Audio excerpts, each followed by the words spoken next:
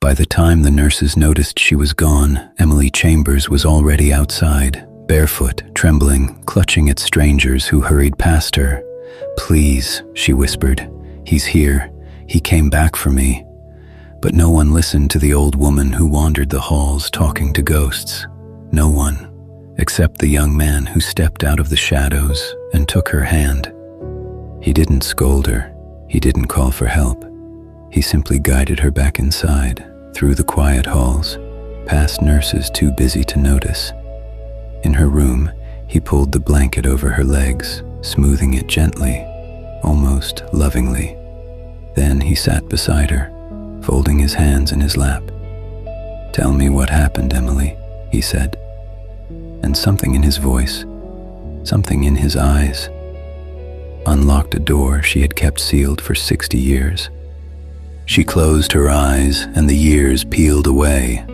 The smell of old wood and horse hay returned. The dusty roads of her hometown stretched before her, and she was 25 again, young, beautiful, and full of fire she didn't yet know how to control. In those days, Emily Chambers was the pride of the town, the mayor's daughter, the girl with the bright smile and the sharper tongue. People listened when she spoke. People believed her, and that was the danger.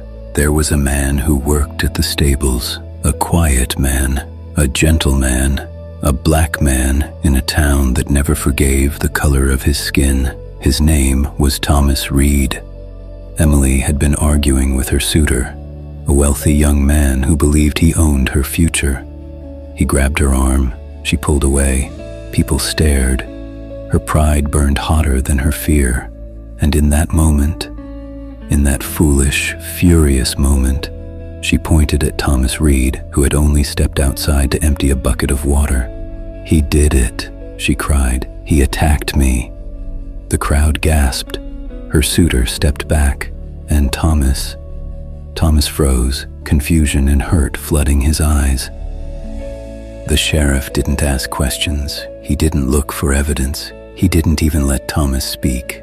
They dragged him away while Emily stood there trembling, not with fear, but with the sudden realization of what she had done.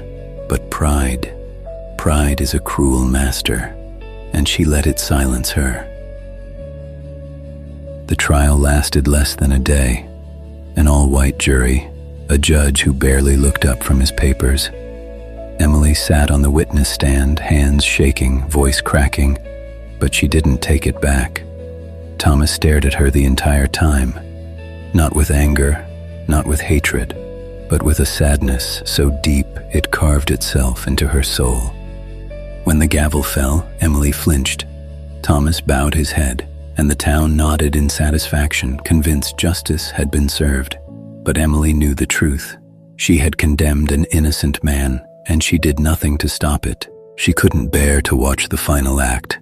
She stood at the edge of the crowd, heart pounding, breath shallow. She heard the murmurs, the prayers, the final words spoken in a voice she would never forget. And when the moment came, she turned away. She walked home with her hands over her ears, trying to block out the sound that would haunt her for the rest of her life. Emily opened her eyes.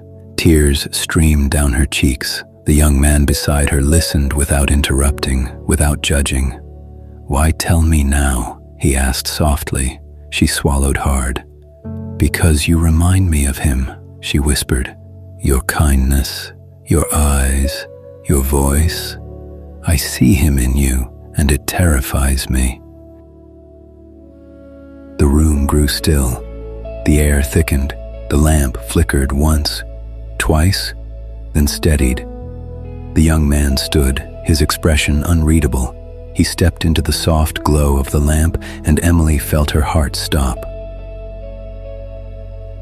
"Emily," he said gently, "you didn't see someone like me. You saw me." Her breath caught. Her fingers trembled. The truth settled over her like a shroud. "I'm not here for revenge," he whispered.